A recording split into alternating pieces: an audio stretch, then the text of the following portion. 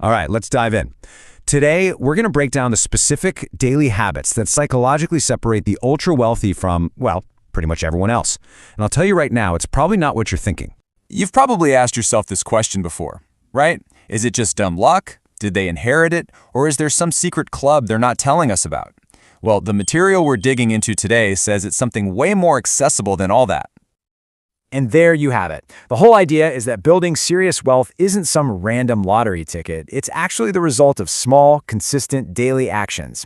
And these actions are all rooted in some really powerful psychological principles.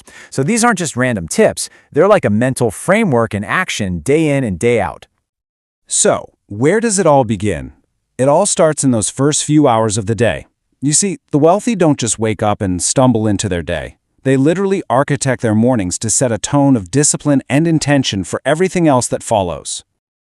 Okay, habit number 1 is a classic you've probably heard of, waking up early. We're talking 5 a.m., maybe 6 a.m. People like Elon Musk, Oprah Winfrey, they're famous for this. But why? The point isn't to torture yourself. It's about grabbing a strategic advantage before the rest of the world is even awake. And this contrast right here is everything. On one hand, you've got this little bubble of quiet, proactive time. This actually reduces what psychologists call decision fatigue.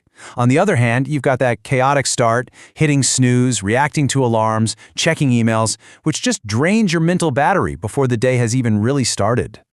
The psychology behind this is something called priming.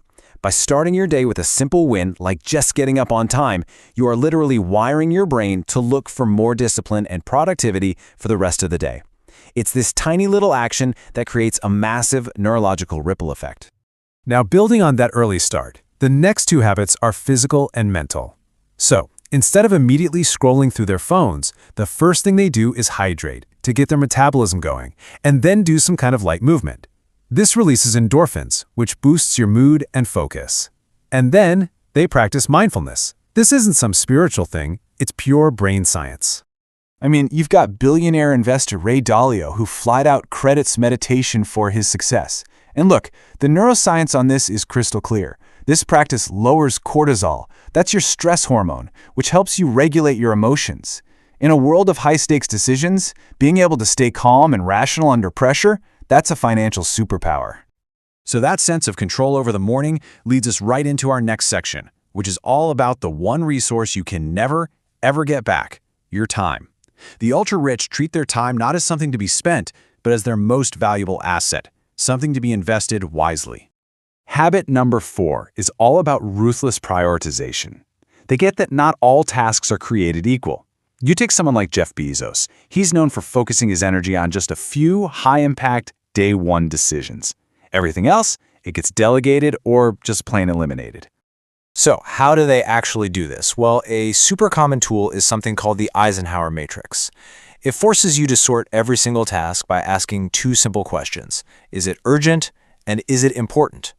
This little framework makes it incredibly clear what you need to do right now, what you should schedule for later, what you can give to someone else, and what you should just get rid of completely. Next up, we have scheduled deep work.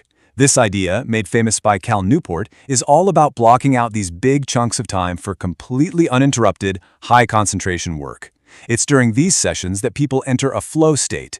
That's where your productivity and creativity just go through the roof. And the difference in approach here is just night and day. The wealthy protect these 2 to 4 hour blocks like they're the most important meetings on their calendar. The alternative? Constant multitasking, which, by the way, science has proven is a total myth that just leads to sloppy work and eventually burnout. And the last strategic habit is all about looking back. At the end of each day or week, they do a quick audit of their time. Where was it spent well? Where was it wasted? And this isn't about beating yourself up, it's just data collection so you can constantly improve. It's about making sure your most precious asset is always being optimized. Okay, so we've covered owning the morning and managing your time. Now let's get into the habits that compound. These really prove that wealth isn't built on one giant win, but on these tiny, consistent actions that grow exponentially over time. Habit number 7 is a deep commitment to daily learning. The wealthy are just voracious readers and listeners. They're constantly building what's known as knowledge capital.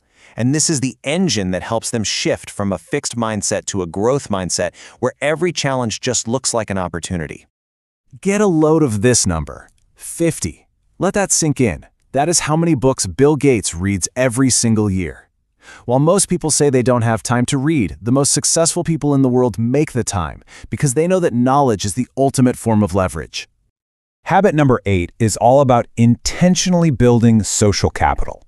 And no, this isn't about schmoozing at cocktail parties. It's a daily discipline. It's about reaching out to one new person or strengthening one existing relationship every single day. They know that a strong network is a direct pipeline to new opportunities and game-changing insights. Now, this next one might sound a little soft, but its psychological punch is incredible. People like Oprah swear by this. Just writing down a few things you're grateful for each day has been scientifically shown to rewire your brain. It helps you build an abundance mindset, which reduces that envy-driven, impulsive spending and leads to much smarter long-term financial choices. And that leads us perfectly into our final and maybe the most critical section, the actual mindset around money itself. It's not just about earning it or saving it. It's about the psychology of making it grow. This right here is the fundamental psychological shift. An ordinary mindset is often driven by a fear of losing money, so people save it in accounts where inflation just silently eats away at its value. The wealthy mindset, though, is all about abundance and growth. It's about making your money work for you by investing it in assets. It's the difference between playing defense with your money and playing offense. And this growth mindset translates into a pretty simple but incredibly powerful 3-step process. First, they buy assets. Things like stocks, real estate, businesses, stuff that puts money back into their pocket. Second, they diversify to manage risk, which protects them from making emotional, fear-based decisions. And third, this is the secret sauce. They reinvest their profits, letting the incredible magic of compounding do its work over decades. So, let's do a super quick recap of the whole system. It all starts with owning your morning. You wake up early, you hydrate and move, you practice mindfulness. Then, you become the master of your time. You prioritize ruthlessly, block out deep work, and you audit your progress. You compound your advantages by learning daily, networking with intention, and practicing gratitude. And finally, you put it all to work to grow your money. See? Together, these aren't just a list of things to do, they are a complete operating system for success. And that really just leaves us with one final thought. The power here isn't in just knowing these habits, it's in actually doing them. So as we wrap this up, just ask yourself, which one of these 10 habits, if you really committed to it starting today, would create the biggest positive shift in your life? Because the answer to that question, well, that could be the start of everything.